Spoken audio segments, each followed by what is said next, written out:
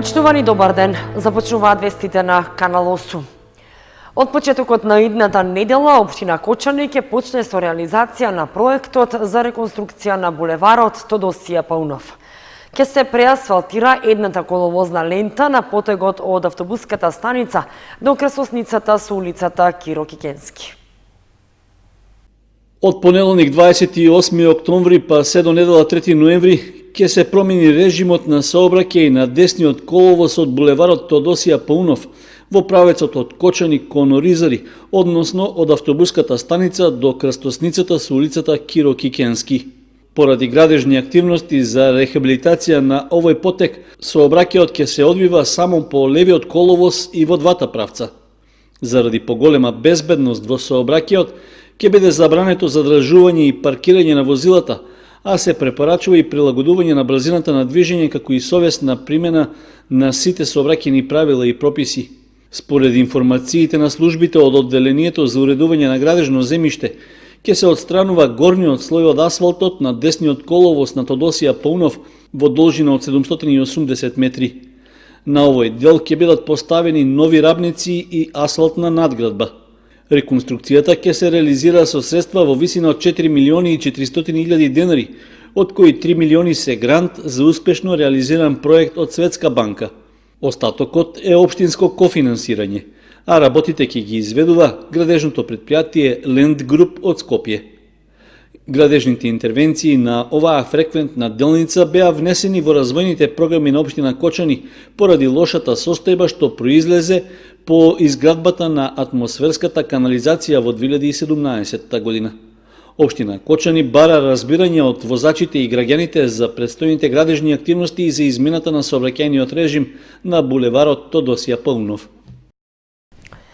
Викендов ќе се одржи јавна дебата по повод 2 годишнината од работата на актуелната локална власт во општина Кочани. Градоначалникот Илиев со своите соработници ги повикува граѓаните да присуствуваат на средбата и да учествуваат со своји дискусии. В сабота во Центарот за култура Бели Мугри во Кочани, градоначалникот на општина Кочани Николчо Илиев ќе учествува на јавна дебата со граѓаните на тема 2 години од работењето, состојби, предизвици, планови и граѓански предлози за проекти. Дебатата ќе содржи и кратки презентации за досега сработените проекти. Граѓаните ќе можат да поставуваат и прашања од јавен интерес, од локално значење, од надлежностите на единицата на локална самоуправа. Настанот е од отворен карактер. Поканата е упатена до сите граѓани кои се заинтересирани за јавна и директна комуникација со градоначалникот, како и со представници на стручните и раководните служби во општина Кочани. Јавната дебата со градоначалникот Илиев во Центарот Бели Мугри ќе се одржи в сабота со почеток од 10 часот. Самопрегледите и редовните контроли за детектирање на првите симптоми на рак на дојка треба да започнат уште во 20-та година. Во таа насока се и едукативните предавања за матурантките, кои ги спроведуваат локалните ограноци на Сдруженијето Борка. Во Македонија од рак на дојка заболуваат по 4 жени дневно, а најмладата пациентка е на возраст од 20 години.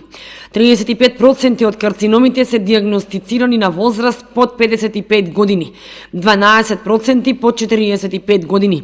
Годишно во државите од Европската Унија повеќе од 550.000 жени заболуваат од карцином на дојка, но најновите податоци говорат дека 90% од сите видови на карциноми може да бидат излекувани доколку навреме се диагностицираат.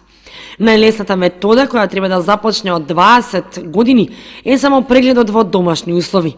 Во таа насока беше и едукативното предавање за матурантките од Средното училиште Ванчо Прќо Војница од страна на локалниот координатор на Борка Снежана Секуловска. Фрапантна е бројката на светско ниво, на европско веќе имаме податок дека околу 500.000 жени заболуваат годишно од рак на дојка. Исто така и Македонија не ја заобиколува таа страшна бројка што секојдневно се детектираат по 5 или 6 случаи со заболување на рак на дојка.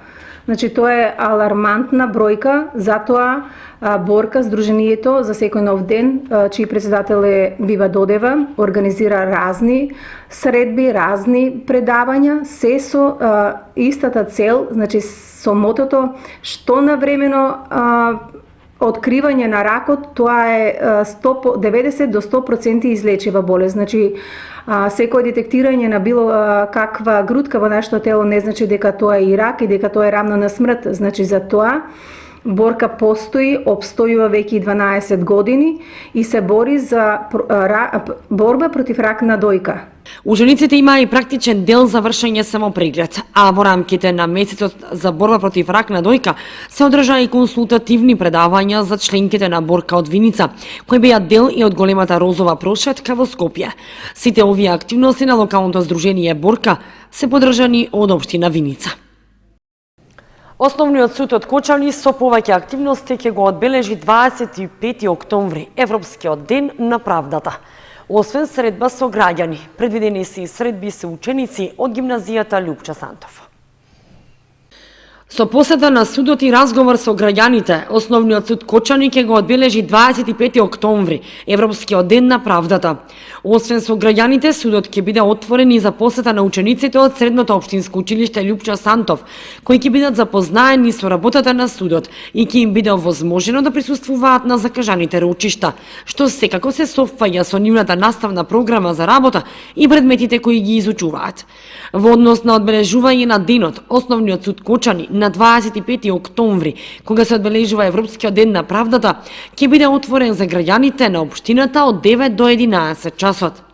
25 октомври е Европски ден на правдата, што секоја година се одбележува во сите европски држави. Целта на одбележувањето е доближување на правдата до граѓаните и тие да бидат запознаени со нејзиното спроведување. Интенцијата за одбележување на Европскиот ден на правдата е на граѓаните да им се овозможи одблизу да бидат запознаени со нивните основни права во повеќе области: семејно право, право на собственост, наследување, договорно право и слично.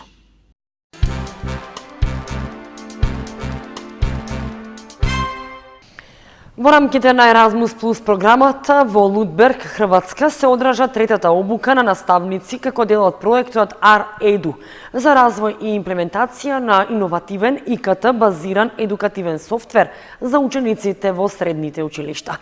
На обуката присуствуваа и професори од Средното општинско училиште Лјупча Сантов. Од 14 до 19 октомври во рамките на Еразмус Плюс проектот R-Edu, Средното училиште Лудберг и градот Лудберг во Хрватска беа домаќини на третата обука на наставниците, на кои своји представници имаше и Средното училиште Лјупча Сантов од Кочани. Основна цел на овој проект е развој и имплементација на иновативен ИКТ базиран едукативен софтвер за учениците во средните училишта. На настанот учествуваа представници на лидер партнерот, невладината организација ЛАК од Кочани и проектните партнери, градот Лудберг и Средното училиште Лудберг од Република Хрватска, Средното училиште Лјупча Сантов од Кочани и Течко Нет Доел исто од Кочани, професионална гимназија по економија и менеджмент и Центарот за одржлив економски развој од градот Пазарџик, Република Бугарија. Планираните активности се одржаа во согласност со изготвената агенда за настанот, а главна цел беше презентација на пробна верзија на интерактивна апликација, изработена во така наречена проширена реалност. Овој едукативен софтвер во иднина ќе им служи на средношколците како алатка за самостојно учење и тестирање на нивните знаења по наставните предмети математика, физика, географија, хемија и биологија. Едукативниот софтвер, изработен од фирмата Течко Нет Доел од Кочани, беше успешно тестиран од страна на присутните наставници од сите 3 средни училишта и забележаните недостатоци беа исправени. Во рамките на проектот следува тест период во кој ученици од 3 средни училишта ќе го тестираат едукативниот софтвер во реални услови на локации во нивните градови. По ова следува состанок на проектните партнери кој ќе се одржи во Пазарџик, Република Бугарија на 9 декември, како последен координативен состанок пред почетокот на главниот настан од проектот, а тоа е транснационалниот компетативен надпревар помеѓу учениците од 3 средни училишта. Хуманитарен музички хепенинг организираа група млади од Кочани за собирање средства за помош на Методи Митев, на кој му се потребни пари за втор третман соматични клетки во Кина. Методи Митев од кочани кои боледува од хередитарна параплегија или од земеност на нозете повторно почна со собирање средства кои му се потребни за втор третман соматични клетки во Кина. Група млади лица од Кочани организираа хуманитарна активност со цел да му помогнат да собере дел од потребните средства за лекување. Тие пееја и свиреа во трговскиот центар во негова чест. Како што најавивме, ние денес организираме хуманитарната активност за Методи Митев за цел да му собереме дел од сумата на потребните пари за лекувањето во Кина. Ние ве повикуваме сите за оние кои што не дојдоа, да дојдат и да донират, а им благодариме и им се заблагодаруваме од се срце на оние кои што донираа за нашиот сограѓанин, пријател, роднина и пошироко Методи Митев. Методи Митев уште еднаш ги моли сите граѓани кои се во можност да му помогнат и да донираат со јавување на телефонските броеви испишани на екранот. Трета трка во планинско трчање Градче Треил Ран ќе се одржи во Кочани. Организатори се Сдруженијата МТБ Исток и Трекс, а патеката долга 13 километри е околу вештачкото езеро Градче. Друштвото за спортови во планина МТБ Исток го подготвува третото издание на надпребарот во планинско трчање Градче Треил Ран 2019. Трката ќе се одржи на 3 ноември. Стартот е закажан за во 11 часот од паркингот пред мотелот Градче.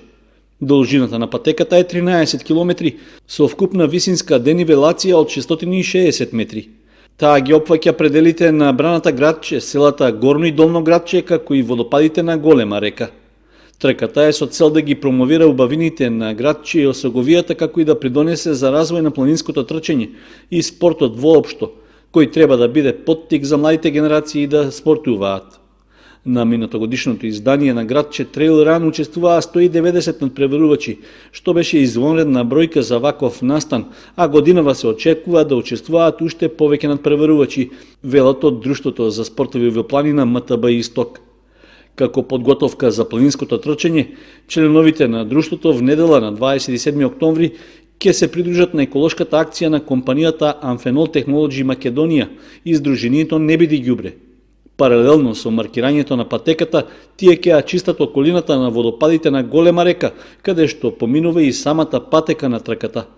МТБ Исток упати отворена покана до сите спортисти, рекреативци и граѓани на Кочани да дојдат како надпреварувачи или како публика и да бидат дел од убав настан полн со позитивна енергија.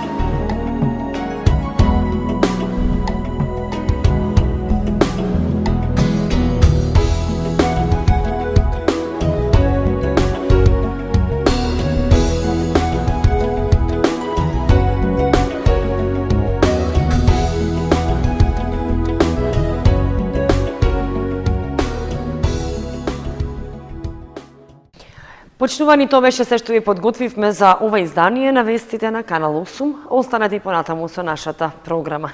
Довидување.